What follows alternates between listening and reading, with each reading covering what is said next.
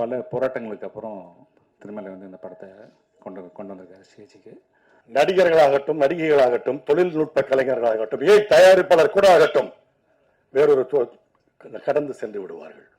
இந்த காட்சி மக்களை ரசிப்பாங்க.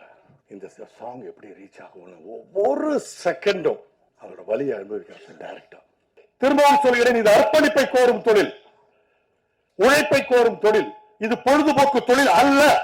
ஒரு படம் எடுக்கிறது வந்து ஒரு பெரும்பாடு அப்படின்னா அதை ரிலீஸ் பண்றது அதை விட டபுள் கஷ்டமா இருக்கு. ஒரு படம் அதன் விடியலை தொடுவதற்கு அது வெள்ளித்திரையில் வெளியாவதற்கு எடுத்துக்கொள்ளும் காலம் ஏதோ ஒரு காரணங்களால் சில சமயம் தாமதமாகும் போது அதன் வலியை முழுக்க கடந்து செல்பவன் அந்த இயக்குனர் மட்டுமே. நடிகர்களாகட்டும், நடிகைகளாகட்டும், தொழில்நுட்ப கலைஞர்களாகட்டும், தயாரிப்பாளர் கூட ஆகட்டும், வேறொரு கடந்து சென்று விடுவார்கள். ஆனால் ஒவ்வொரு மணித்துளியும் இந்த படம் எப்ப ரிலீஸ் ஆகும், நம்ம ப்ராடக்ட் எப்ப ஸ்கிரீனுக்கு வரும், இந்த காட்சி மக்கள் எப்ப ரசிப்பாங்க, இந்த சாங் எப்படி ரீச் ஆகும், ஒவ்வொரு செகண்டும் அவரோட வலியை அனுபவிக்கிறார் டைரக்டா. அந்த வலியை என்னுடைய முதல் படத்தில் நான் அனுபவித்திருக்கிறேன் என்ற ஒரே காரணத்தினால் எனக்கு பேசுவதற்கு முழு தகுதி இருக்கிறது.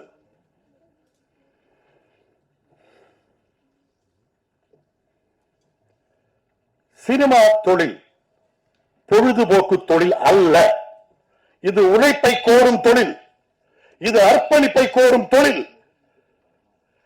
பக்கத்து தெரு மச்சான் சொன்னா, எழுத்த வீட்டில் இருக்கிற மாப்பிள்ள சொன்னா 30 வருஷமா சினிமாவில் அசிஸ்டன்ட் டைரக்டரா இருக்கான், படம் எடுத்தா இங்க உத்தரலாம் அங்க, இப்படிதான் வராதீங்க தயவு செய்து.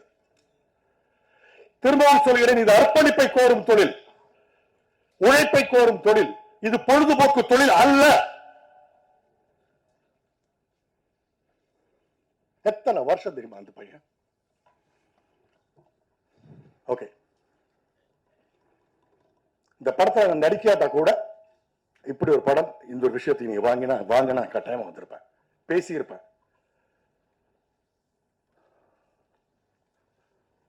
இன்னைக்கு இருக்கிற மேடையில் இருக்கிற இவ்வளவு பேர்ல எத்தனை பேர் இந்த படத்துல இன்வால்வ் ஆனவங்க, எத்தனை பேர் இந்த படத்தில் நடிச்சவங்க, எத்தனை பேர் இந்த படத்துல சம்பளம் வாங்கினவங்க? கிடையாது. ஏன்னா அவங்களுக்கு வேற வேற வேற வேற ப்ரையாரிட்டி இருக்கு. ஆனா இந்த டைரக்டருக்கு இந்த ஒரு படத்துக்கு போக முடியுமா? ஓகே, சோ பாலாஜிக்கு என்னுடைய வாழ்த்துக்கள். மீண்டும் இந்த படத்தை வேறொரு படத்தை எடுத்து செய்யக்கூடிய அவங்க யாருன்னு தெரியும், ப்ரொடியூசர்ஸ் திருமலை, உங்களுக்கு என்னுடைய வாழ்த்துக்கள். நல்ல ஒரு பெரிய புண்ணியம் செஞ்சிருக்கீங்க. என்னுடைய அண்ணன்கள் இருக்காங்க, என்னுடைய அப்பாக்கள் இருக்காங்க, சினிமாவில் உள்ள அப்பாக்கள் இங்க இருக்காங்க, பெரியவங்க எல்லாம் இருக்காங்க. என்னால கண்ட்ரோல் பண்ண முடியல, அந்த அளவுக்கான ஒரு பெயின். இனி மேல் இது இந்த நமது தொழில் நிறைய படங்களுக்கு இது இந்த ஒரு அனுபவம் நடக்காம இருக்கிறதுக்காக கொஞ்சம் பார்த்துக்கோங்க. அதுதான் நான் உங்கள்கிட்ட கேட்கிற ரெக்வஸ்ட். நன்றி. அனைவருக்கும் காலை வணக்கம். இந்த மேடையில் இந்த படத்தை பற்றி சொல்றதுக்கு முன்னாடி எனக்கு வந்து என் அண்ணன் ஆர்கே சுப்பிரமணியம் அவர்களுக்கு மனமார்ந்த நன்றியை நான் என்னுடைய குடும்பத்தின் சார்பாக நான் இந்த இடத்துல தெரிவித்துக்கணும். ஏன்னா இதை விட ஒரு சிறந்த மேடை எனக்கு கிடைக்காது. அவர் எந்த மேடையில் பார்த்தாலும் நன்றியை சொல்லிடுவேன். ஏன் அப்படின்றதுக்கு நீங்கள் எல்லாரும் யோசிப்பீங்க. இப்போ அண்ணன் அழகம் பெருமாள் சொன்னார் இல்லைங்களா, ஒரு படம் எடுக்கிறது வந்து ஒரு பெரும்பாடு அப்படின்னா அதை ரிலீஸ் பண்றது அதை விட டபுள் கஷ்டமா இருக்கு.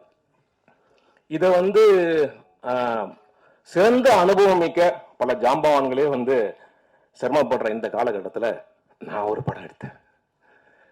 அதை எடுத்து பண்ணும்போது தான் தெரிஞ்சது, அடடா இது வந்து இவ்வளோ பெரிய காம்ப்ளெக்சிட்டிஸ், பயங்கரமான இவ்வளோ சிக்கல்கள் இருக்கக்கூடிய ஒரு விஷயத்த நம்ம எப்படி பண்ண போகிறோம் அப்படின்னு யோசிக்கும் போது ரொம்ப கஷ்டத்தில் அதை பண்ண முடியாமல் போச்சு. ஸோ அந்த நேரத்தில் கரெக்டான ஒரு காலகட்டத்தில் என்னையும் என் குடும்பத்தையும் மீட்டெடுத்து அவர் ஆர்கே சுப்பிரமணி. ஸோ அதனால் இந்த இடத்துல இந்த படம் இவ்வளோ கஷ்டப்பட்டு இந்த படத்தை வெளிவர டைமில் இந்த மேடையில் அது சொல்கிறது அப்ரோப்ரியேட்டாக இருக்குன்றதுனால தான் அதை சொன்னேன். நன்றி அண்ணா.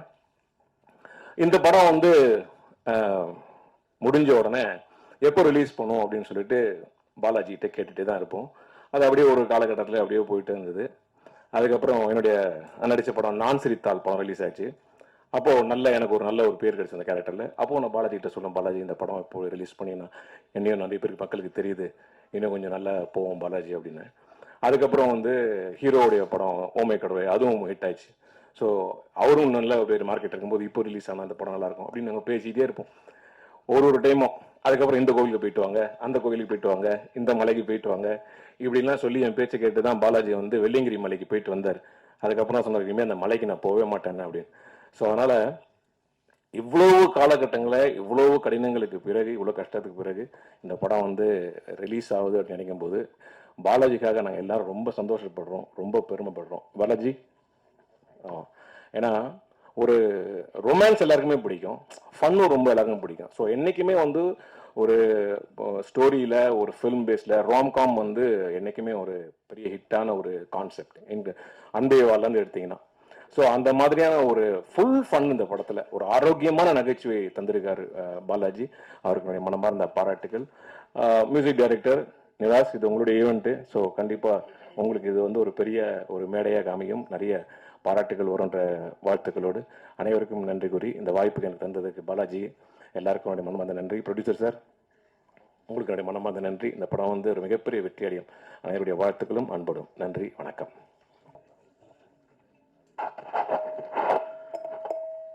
அனைவருக்கும் வணக்கம். மேடையில் அமர்ந்திருக்கும் செல்வமணி சார் அவர்களுக்கும், ராஜன் சார் அவர்களுக்கும், ராதாகிருஷ்ணன் சார் அவர்களுக்கும்,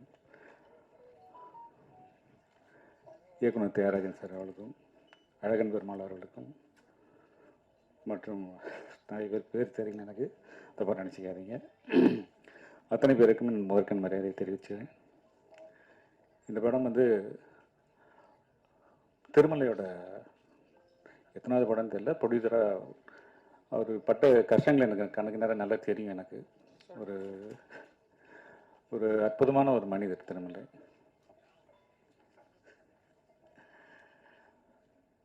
பல போராட்டங்களுக்கு அப்புறம் திருமலை வந்து இந்த படத்தை கொண்டு வந்திருக்காரு ஸ்டேஜுக்கு.